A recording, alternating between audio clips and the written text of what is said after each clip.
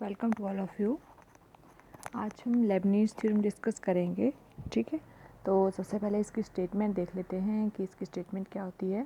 तो आपको जो एग्ज़ाम में क्वेश्चन आता है वो डायरेक्ट आएगा आपको state and prove Leibniz theorem.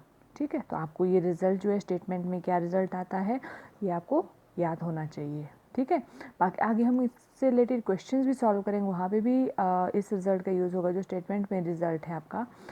तो स्टेटमेंट पे आते हैं। लेबनीज़ थ्योरम स्टेटमेंट, क्या स्टेटमेंट है इसकी? If u and v are functions of x, दो फंक्शन है यू और बी। ठीक है, possessing nth order derivative, nth order derivative possess करते हैं, देन तो जो दो फंक्शन है यू और बी, ठीक है, उन प्रोडक्ट हो रहा है। ठीक है, तो उसका nth ऑर्डर डेरिवेटिव आपको डायरेक्टली फाइंड आउट करना है, तो वो कैसे करेंगे? तो यू बी और यहाँ पे लिख लिया बाहर आपने nth ऑर्डर डेरिवेटिव। ठीक है, ब्रैकेट क्लोज, यहाँ n लिख लिया, दैट इज इक्वल टू यहाँ पे आपने सबसे पहले क्या आएगा, एन सी ज़ीरो से स्टार्ट होगा। देखो यहाँ पे एन सी ज़ीरो, सी का मतलब क्या हुआ, कम्बिनेशन। कम्बिनेशन मैंने आपको करवाया हुआ है, NC1 NC2 कैसे आपको खोलना होता है ना, जैसे आपका 5C1 है 4C1 है, कैसे खोलते हैं हम, तो वही है आपका ये सी जो है कम्बिनेशन बताता है। ठीक है, तो ये आ जाएगा NC0 UNB प्लस, यहाँ पे समझना आपने यू एन बी, जो पहले फंक्शन आ रहा है उसका nth ऑर्डर डेरिवेटिव आएगा, जो दूसरा फंक्शन आ रहा है बी वहाँ पे क्या होगा, वो एज इट इज़ आएगा। ठीक है, प्लस NC1। ठीक है, प्लस क्या आ रहा है NC1 और u के साथ क्या आएगा n-1। ठीक है, यहाँ पे आपके पास देखो ये n है और यहाँ पे नीचे 1 आ रहा है, तो u के साथ क्या आ जाएगा n-1 और b के साथ क्या आ जाएगा, नीचे जितना है 1, b 1 आ गया। वैसे NC2 आ रहा है तो u के साथ क्या आ जाएगा n-2, इनका डिफरेंस आएगा u n-2 और b का क्या आ जाएगा second order derivative means b2, यहाँ पे 2 है नीचे तो यहाँ पे क्या आ जाएगा v2 प्लस सो ऑन। आप ऐसे ही आर वाले टर्म आपको स्किप कर सकते हैं। वैसे आप लास्ट में देखेंगे तो NC0 से स्टार्ट हुआ है, NC1 NC2 चल रहा है, तो लास्ट में आएगा NCn तक जाएंगे हम।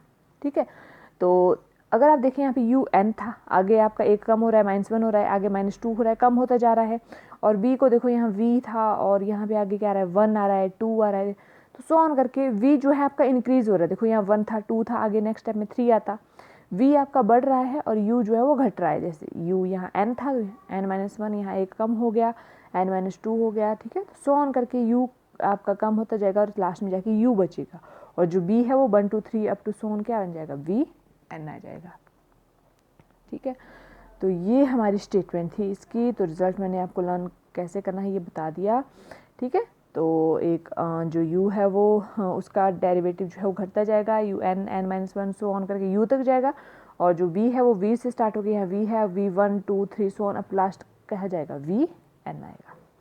तो अब इसका प्रूफ स्टार्ट करते हैं। प्रूफ, वी हैव, अब आपके पास दो फंक्शन है u और b, तो उनका फर्स्ट ऑर्डर डेरिवेटिव निकालना है, तो यहाँ बाहर आ जाएगा n की जगह 1, जो फर्स्ट ऑर्डर डेरिवेटिव एक बार डिफरेंशिएट करना है, दैट इज इक्वल टू, यहाँ पे दो फंक्शन है, प्रोडक्ट रूल चलेगा।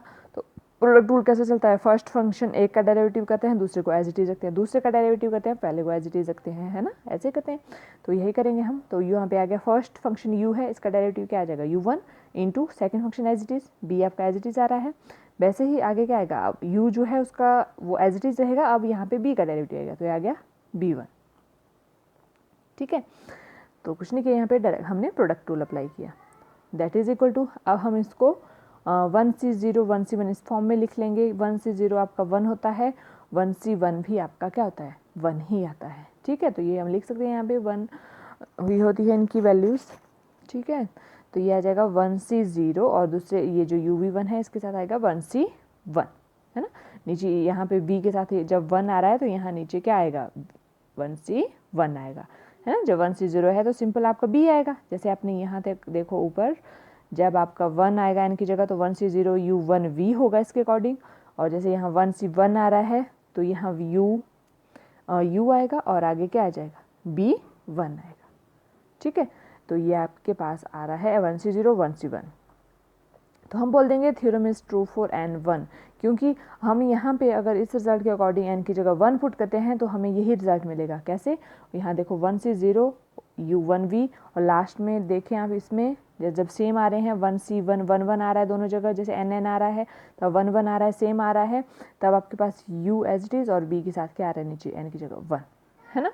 तो इस रिजल्ट के अकॉर्डिंग जो है हमारे पास जो है थ्योरम ट्रू हो रही है n = 1 के लिए, ठीक है। फिर से अब हम क्या करेंगे, assume that result theorem is true for n is m, ठीक है। तो n = m के लिए हम खुद एज्यूम कर रहे हैं कि रिजल्ट जो है वो ट्रू है। तो जहाँ जहाँ n है जो स्टेटमेंट में, वहाँ वहाँ पे हम m ले लेंगे और कुछ नहीं कर रहे हैं, ठीक है। तो जैसे UVN था, यहाँ पे क्या लिख लेंगे m, वैसे यहाँ NC0 है तो यहाँ MC0 आ जाएगा, ठीक है। यहाँ UNV है तो यहाँ UMV आ गया आपके पास, ठीक है। वैसे ही आप यहाँ पे सब में n की जगह सिर्फ m पुट करते जाओ, आपके पास ये रिजल्ट बन जाएगा, ठीक है। तो ये हमारे पास n = m के लिए ट्रू हो गया। अब हम प्रूव करेंगे n कि अगर रिजल्ट n = m के लिए ट्रू है तो n = m+1 के लिए भी ट्रू होना चाहिए, ठीक है। तो कैसे देखते हैं, अब ये हमने एज्यूम किया result is true for n is m, ठीक है। तो n m के लिए ये हमारा ये रिजल्ट आ रहा है। अब हम इसको डिफ्रेंशिएट करेंगे तो क्या बन जाएगा, UVm+1, ठीक है। तो इसको हमने पहले हम जो फर्स्ट आपका यहाँ पे रिजल्ट है इसको लेंगे सिर्फ, ठीक है। तो यहाँ MC0 तो कांस्टेंट टर्म ही आएगी, कॉम्बिनेशन है, ठीक है। तो ये सिंप्लीफाई करके कहीं ना कहीं कांस्टेंट टर्म ही आएगी। तो ये क्या बन जाएगा, MC0 इंटू U, यहाँ पे हम फिर से प्रोडक्ट रूल ही अप्लाई करेंगे UMV पर, ठीक है। तो यहाँ पे हमने